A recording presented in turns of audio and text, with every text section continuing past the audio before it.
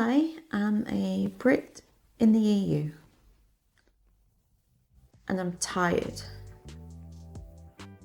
I wasn't really politically engaged before 2016, I must admit, but the political education I've had since has been something of an intense course. In case you somehow missed it, in 2016, while the United States was doing this, Britain was doing this, and I was moving back to the EU to finally make the most of my rights as an EU citizen. If you'd like information on the EU, Brexit, why any of it, there's literally hundreds of videos and articles out there explaining that. But suffice to say, anti-EU sentiment has been a thing in the UK since the EU has been a thing, and this was compounded by decades worth of political and media shenanigans. So anyway, I decided to get political with a capital P and tuned into Parliament TV on the daily and became an anti-Brexit activist. Of course, the first thing this involved was joining Twitter, and I followed the most Remainist people I could find. People like Femi and James O'Brien and other arch-Remainers, to whom I tweeted my good faith takes about citizens' rights and how Brexit was impacting my life. My tweets were well received and even read out on live broadcasts. It seemed like a pretty massive movement, and a positive one too. In among all the talk of trying to mitigate the harm of Brexit, there was also motions towards trying to understand why people voted that way in the first place. At least for a bit.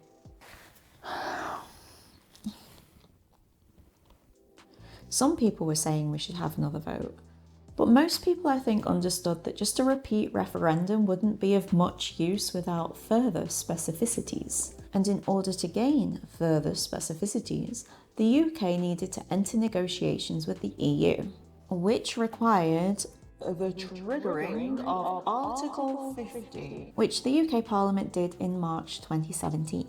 As I gathered from my new pro-EU chums, the triggering of the article was a really big deal.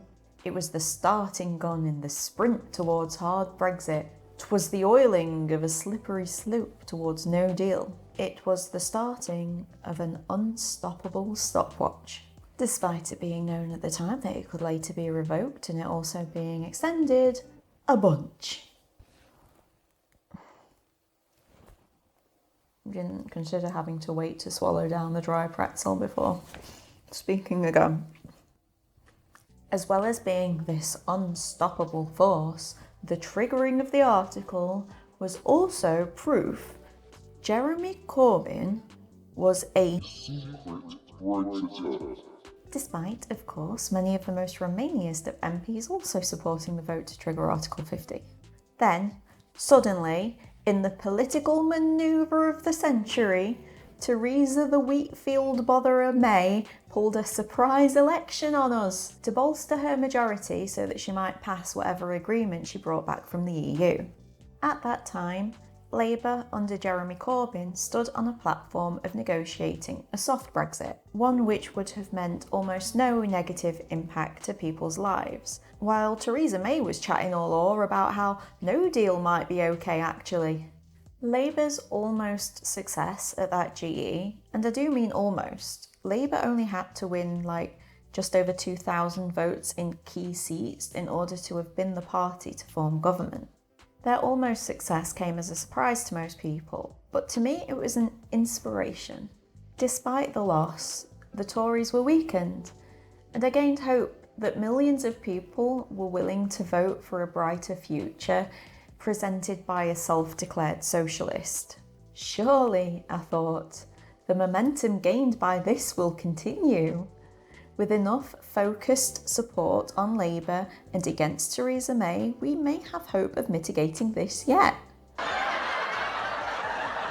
But while I watched Labour oppose May's proposals and offer their own, which would have secured my rights, something else was happening.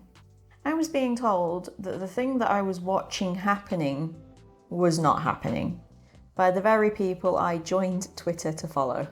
And they were becoming increasingly hostile against me for supporting the only alternative to the Conservative Party.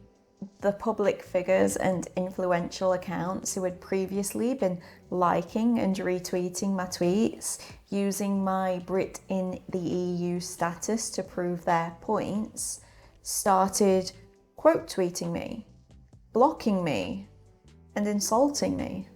During the period between 2017 and 2019, especially once Theresa May had her agreement from the EU, a general election might have happened at any moment. So it was really important to keep the pro-Labour message alive every single day. My mentions started filling up with abuse. I was called naive, brainwashed, an ideologue, secret Brexiteer, just for supporting the only people who could and were trying to protect my way of life.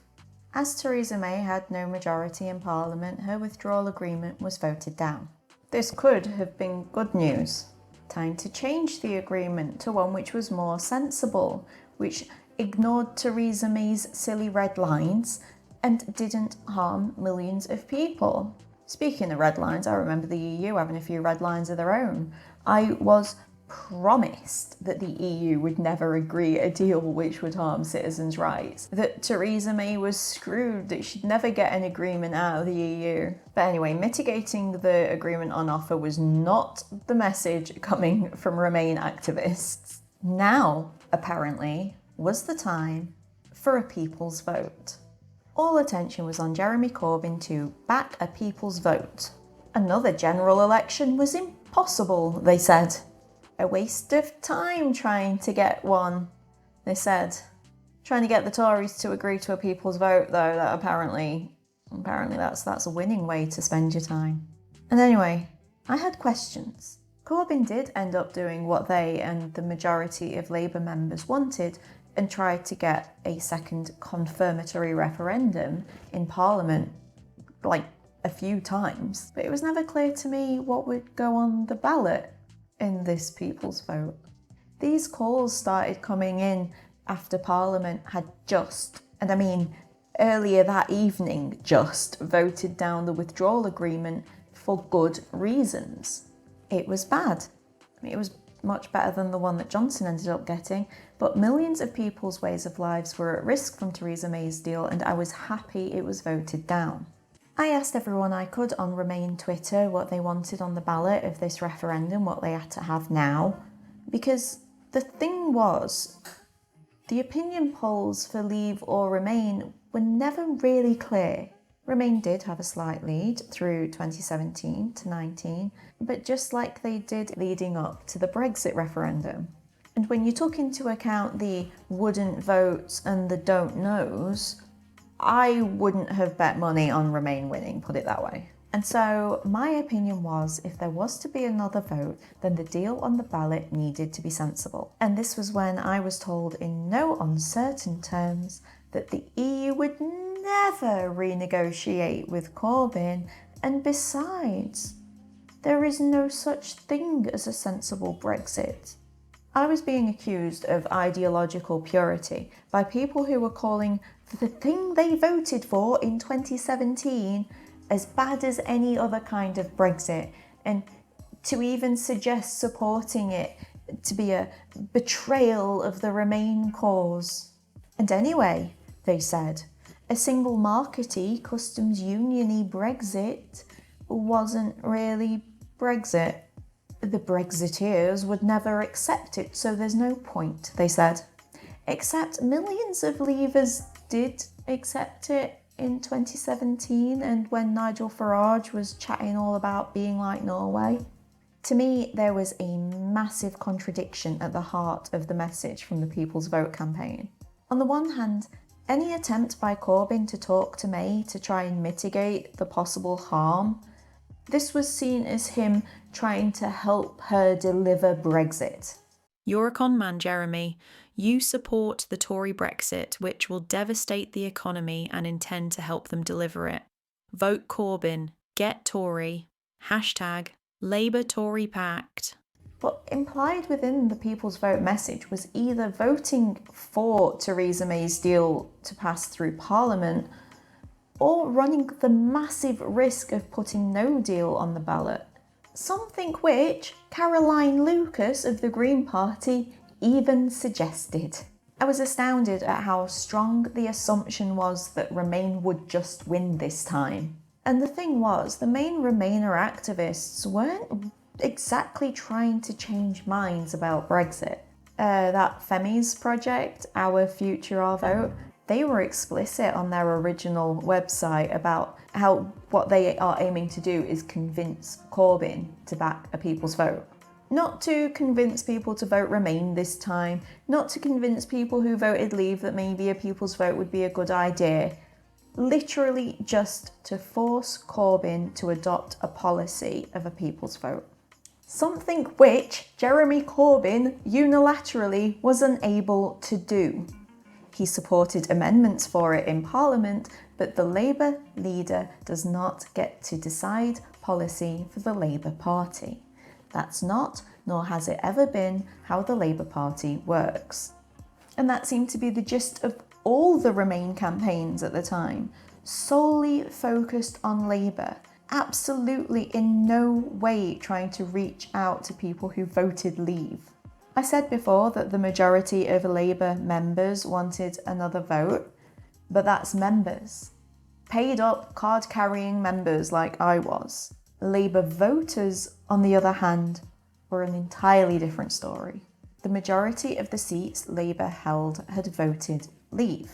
And minds weren't changing. If anything, people just wanted government to get on and do the thing they said they would do. For the entirety of 2019, members of the Liberal Democrats, the Green Party, Plaid Cymru, and the Tig Cooks for Change, the Tiggers, the Cooks for Change, Independent Tinges for Change, they all told us that Corbyn was the problem. No one has done more damage to the Remain cause than Jeremy Corbyn, not even Boris Johnson or Gove. The one thing preventing us from having another vote, which was the thing that would fix this entire Brexit mess, and this was because he was being duplicitous, obfuscating, dithering and delaying. When what I was seeing was him whipping and voting for amendments for this People's Vote, none of which passed, because there wasn't the numbers in Parliament for a People's Vote. All the time, Labour officials were in meetings with the trade unions trying to convince them to agree with Labour adopting this People's Vote policy in their next manifesto. Trade unions who represented a load of people who voted Leave in the Brexit referendum. They needed convincing to give their name to this People's Vote policy, and that took time. And instead of helping, the anti-Brexit campaign was running around all over the place, calling the Labour leader untrustworthy. It soon became clear that the only thing that would appease this section of British politics was if Jeremy Corbyn stopped being the Labour leader. It wasn't enough that he became more Remainy or spoke stronger for a People's Vote. He had to go. All the while, there was no time for a leadership election and nobody stepping up to take his place. None of this was about stopping Brexit or even mitigating it. I was told directly by members of the Liberal Democrat Party that not only would the Lib Dems never support Jeremy Corbyn into power, but they also wouldn't if his successor was from the left of the party. The terms were clear. Labour, the Democratic Socialist Party, would need to stop being that again. And all while this is going on, the Tories were in the middle of a leadership crisis. Failure to pass her a withdrawal agreement meant that Theresa May was facing pressure from all sides, culminating in her officially resigning in July of 2019, giving way to one freshly appointed Alexander Boris de Johnson. And it didn't take long for Alexander de to start agitating for another general election. After a stream of resignations from within the party, including from his brother, Baron Joseph Edmund Johnson of Marylebone. Such men of the people, aren't they? Anyway, all that meant that Johnson was even weaker than May was, and so he was going to do everything he could to secure another election. That thing we were all told was impossible. In September 2019, the Lib Dems pivoted to revoke Article 50. No chit-chat, no drama, just cancel it, done. Then in October, as Boris Johnson was ramping up the pressure on Corbyn to grant him a general election, so too were the Liberal Democrats, Green Party and Plaid Cymru, who had now dubbed themselves the Remain Alliance. Also the SNP, who just knew they'd win a load of seats. All focus was on Corbyn to do the thing that he'd been vilified for trying to do earlier that year. The Remain Alliance unanimously declared that a vote for Labour was a vote for Brexit. Taken together with the fact that Corbyn has always wanted to be out of the EU and not declared whether he would back Remain as McDonnell has, it seems clear that a vote for Labour is a vote for Brexit. A vote for Labour is a vote for hashtag Brexit. Vote hashtag Lib Dems if you want to hashtag Stop Brexit and keep Britain a country. The Lib Dem surge is the only hope for Western liberal hashtag democracy as we know it. Hashtag never trust a Lexiter. Hashtag never give up. By this point, I was far from alone in my suspicions. The Lib Dems and Green Party's comment sections began filling up with really angry and confused supporters and members of their party who couldn't believe that the thing that they had been on marches to try to achieve, the thing that they had been fighting for years, was now being labelled not Remainian enough, a vote for Brexit actually. Then came the Tactical Voting Brigade. So at the start of the 2019 general election campaign, up popped a load of websites saying that they would tell you who to vote for in order to secure a Tory loss. The main one I saw being pushed was being run by Best for Britain, a pro-EU campaigning group partly founded by Gina I cared more about Corbyn than Brexit Miller. And their tool was being pushed hard. However, within hours of its launch, reports started coming in of some fairly sus advice. Essentially, it was telling people to vote for the Liberal Democrats in Labour-Tory marginals, seats which the Liberal Democrats had never won and had absolutely no chance of winning. After a lot of pushback, it changed its modelling and advice, but damage had been done. You see, this election was in December, which is unusual, and so people had been advised to register for postal votes, and many had already cast theirs. At the same time, I was being told how important it is that we get as many true Remainer MPs as possible into the House of Commons. Are you a Remainer who intends to vote strategically? We need more Remain MPs in the House of Commons. Consider voting for hashtag Unite to Remain or hashtag Remain Alliance candidates. Only vote for Labour candidates who have, or will by request, pledged themselves to remain. Which meant not voting for Labour even if they could win your seat if that particular MP was a bit Brexity. Ideological purity though. And that Remain Alliance pact thing, right, they were standing down in seats for each other. This pact didn't include Labour, and of course this was yet more proof that drum robbery Corbyn's was a... All the while, the Liberal Democrats were stating clearly that they would never, ever support Jeremy Corbyn into government. And besides, those Lib Dems, they were in it to win it.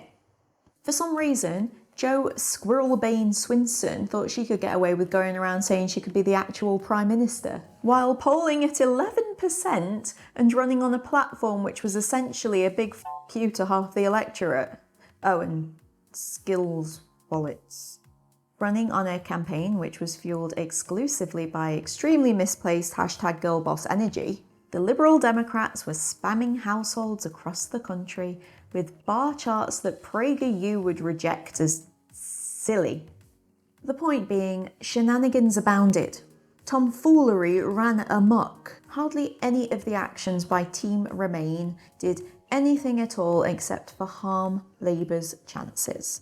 And while the Remain vote was being purposefully split, old Nigel Farage of the Brexit Party was standing down in over 300 seats so that Boris Johnson could run unopposed on a Get Brexit Done platform. The whole time, Labour's transformative policies were sidelined in what became known as the Brexit election, the results of which were They ask you how you are, you just have to say that you're fine when you're not really fine. hello darkness, my old friend. So now I'm here with my temporary leave to remain, disenfranchised, with a folder of documents marked proof of me, full of my movements within the EU, in case I need to prove myself or my relationship with my partner when the time comes that I'll inevitably have to ditch my UK citizenship.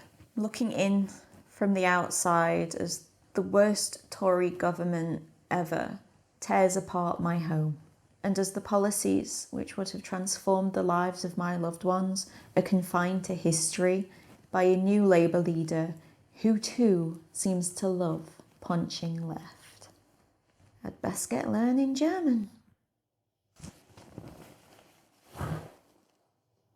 Look, I know a lot of my leftist viewers would think that Britain EU tears is lib shit.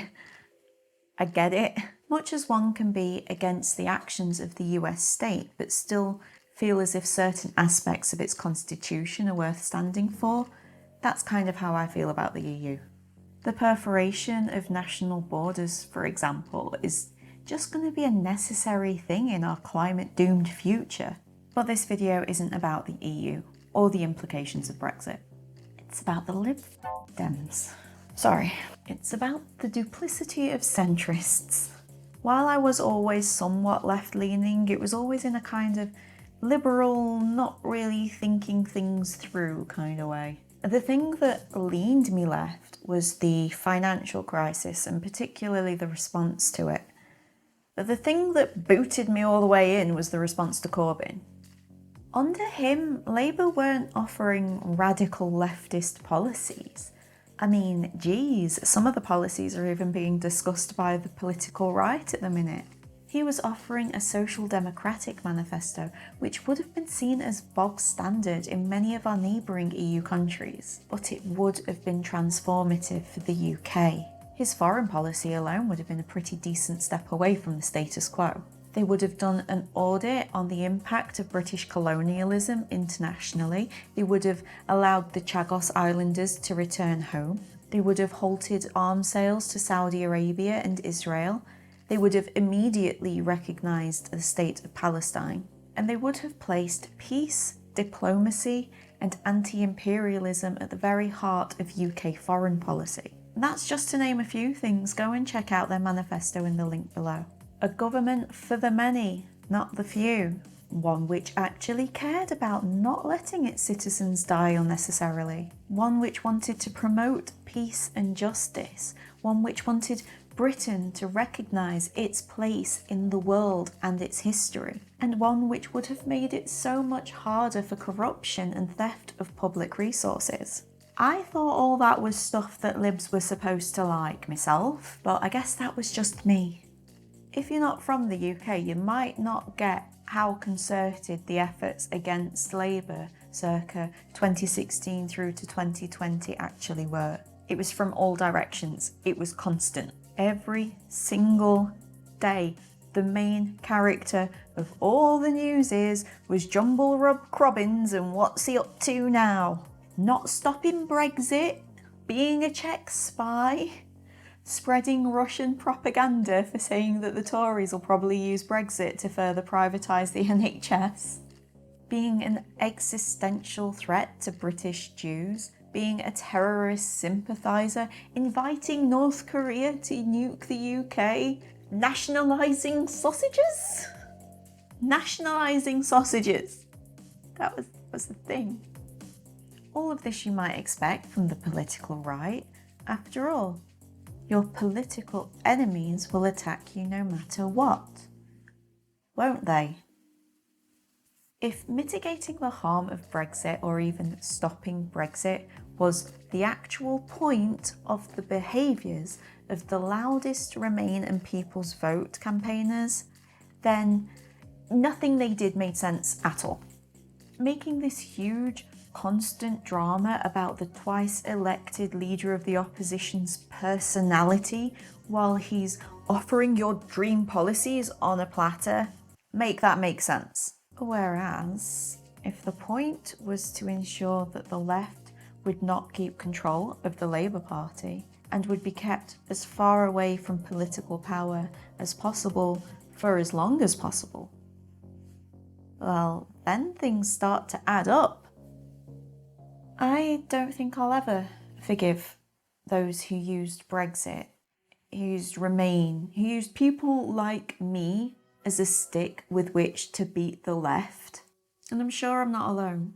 Maybe one day we'll be thankful, because you may have radicalised a generation.